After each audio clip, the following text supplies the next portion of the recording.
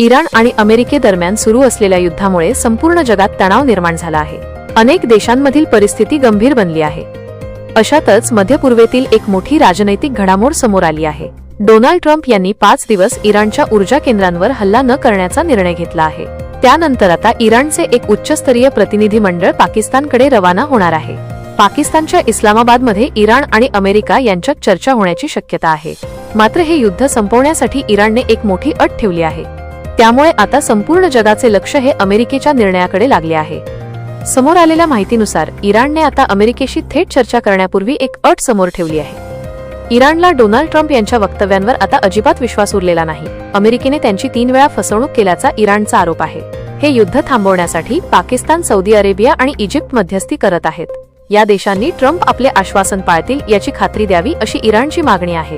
या हमीनंतरच इराणी प्रतिनिधी मंडळ युद्ध समाप्तीच्या चर्चेत सहभागी होणार असल्याची माहिती समोर आली आहे। इराणचा असा दावा आहे की मस्कत, व्हिएन्ना आणि इस्तंबूल येथे झालेल्या मागील चर्चांदरम्यान अमेरिकेने त्यांची 3 वेळा फसवणूक केली। मोजतबा खामेनी यांच्या नेतृत्वाखालील इराणने यावेळी स्पष्ट केले आहे की थेट चर्चेपूर्वी ठोस आणि लेखी सुरक्षा हमी आवश्यक आहे। IRGCच्या सूत्रांनी दिलेल्या माहितीनुसार इराणला अमेरिका विश्वासार्ह वाटत नाही।